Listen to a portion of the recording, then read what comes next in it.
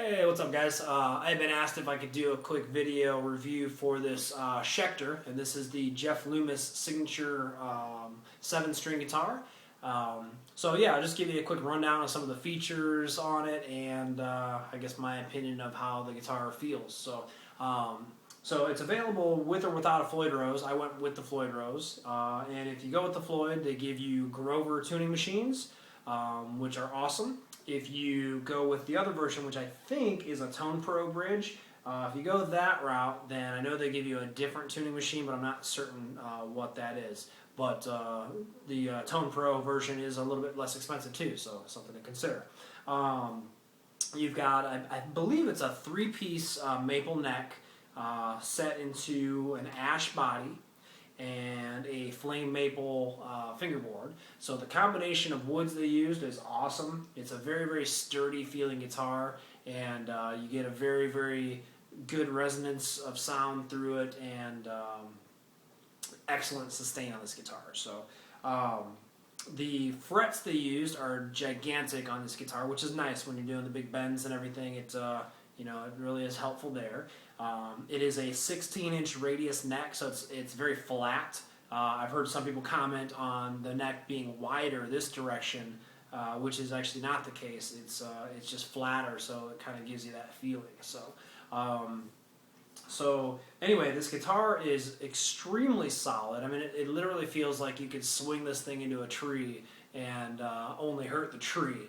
As a result, you can get such a low action on this guitar. I mean, I would say this is by far my fastest playing guitar. It's got such a low action. So you got EMG 707 active pickups. I don't necessarily care for those. They sound great for metal, but if you ever wanted to play anything else, whether it's just jazz or just simply be on a clean channel, they just don't work for that. So the controls, you've got a very simple layout. It's got a volume and a 3-way selector for your pickups. The volume is in a decent position. I like it because it's not one of those low resistance knobs that just spins really freely. So if you accidentally bump into this one, you're not turning your volume all the way down on accident. And the 3-way selector has a good feel to it. Unfortunately, on the Floyd Rose version, you've got a whammy bar that's constantly in the way of your 3-way selector. So I would like to see that in a different spot. So cutaway on this guitar is not awesome. It's definitely could be bigger, but the top end is very playable, so it's not the worst I've ever seen. The finish on this is cool. It's offered in 2 finishes. There's this one, which is the Vampire Red. It's a satin finish, which just means it's not shiny. It's a very dull finish.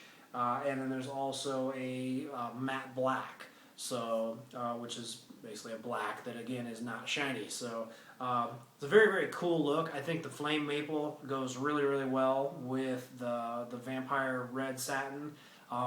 It's a neat color combination. The one downside of the satin finish is that if you rub your hands across it enough, like I kind of play with an open hand, so my fingers are a lot of times dragging across the guitar. I don't know if you'll be able to see this or not, but you end up with these like shiny spots on the guitar. So, but anyway, aside from that, would I recommend it? Yeah, absolutely. For the money, if you've got a budget of around $1,000 and you want to buy a 7-string guitar, I don't think they make a better one than this. At least not one that would suit my taste any better. So, I was trying to think if there was anything else that I missed. I think that about covers it. Yeah, great guitar for the money. Very balanced. So when you're wearing this guitar with a strap, the neck doesn't drop if you let go of it. It's heavy.